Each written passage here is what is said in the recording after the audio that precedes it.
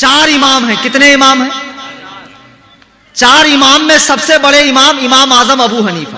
آپ جن کا نام لے رہے ہیں سرکار مجاہد ملت، سرکار اعلیٰ حضرت سرکار مفتی اعظم سرکار مخدوم اشرف، یہ جتنے اولیاء ہیں سرکار غریب نواز، یہ سب امام اعظم کے مقلد ہیں، سب مقلد ہیں.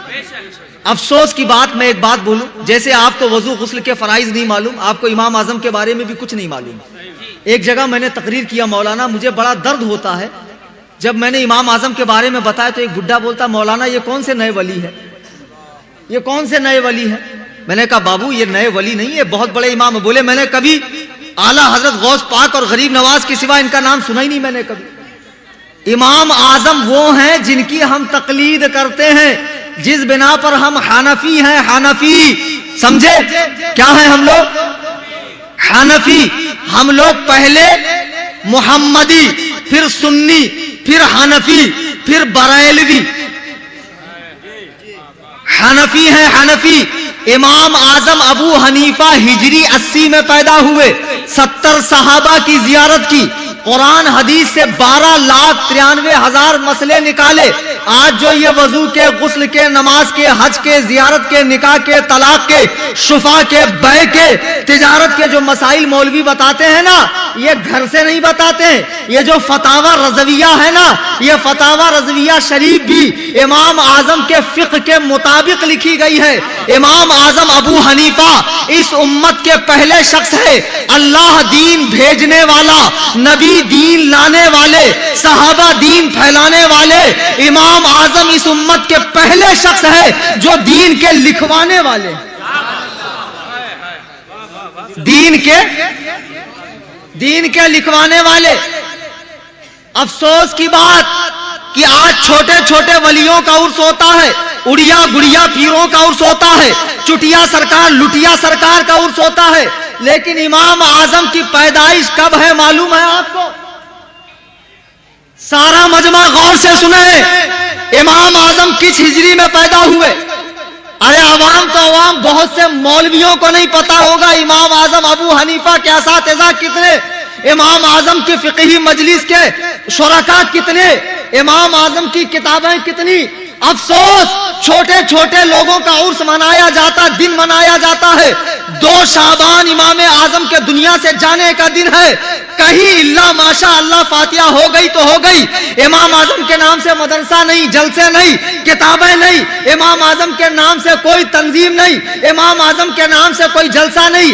ارے امام اعظم وہ ہیں کہ جب آپ نے آخری حج کیا تو خانہ کعبہ میں کھڑے ہو کر دعا کی، مولا جیسی تیری عبادت کا حق تھا میں ادا نہ کر سکا، میرے کمیت اعمال کو نہ دیکھ بلکہ اپنی رحمت کو دیکھ کر مجھے معاف کر.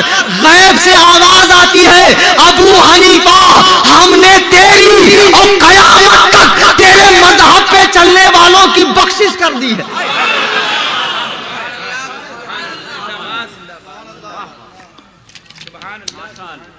ہم لوگ حنفی ہیں نا، امام اعظم کے مذہب پر چلتے ہیں.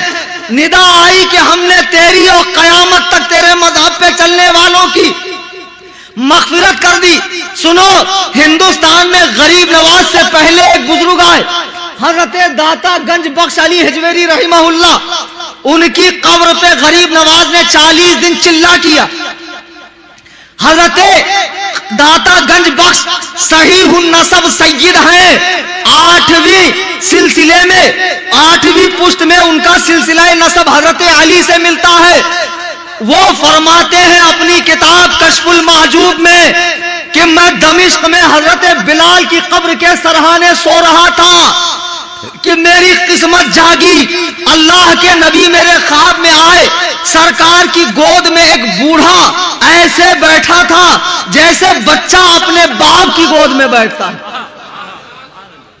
میں نے پوچھا میرے ماں باپ آپ پہ قربان، اے اللہ کے رسول یہ کون ہے؟ اللہ کے رسول نے فرمایا عثمان، یہ تیرا اور تیرے ملک والوں کا امام ابو حنیفہ ہے. امام ابو حنیفہ ہے۔ حضرت داتا گنج بخش فرماتے ہیں کہ میں سمجھ گیا اللہ کے رسول نے جو ابو حنیفہ کو اٹھایا اس کا مطلب یہ ہے کہ امام اعظم کوئی بات اپنی طرف سے نہیں کہتے ہیں، وہ جو کچھ کہتے ہیں رسول اللہ کی مرضی سے کہتے ہیں، رسول اللہ کے اشارے سے کہتے ہیں۔ امام اعظم ہجری 80 میں پیدا ہوئے۔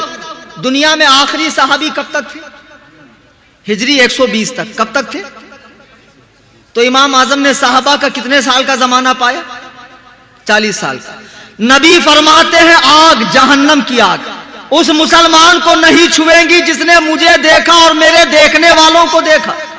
امام اعظم تابعی ہیں، تابعی 70 صحابہ کو دیکھا اور ہجری 150 میں آپ کا انتقال ہوا۔ 45 سال تک عشاء کی وضو سے فجر کی نماز ادا فرمائی۔ 12,93,000 مسائل آپ نے جمع فرمائے۔ آج مسلمانوں میں 80% مسلمان امام اعظم ابو حنیفہ کے مقلد ہیں۔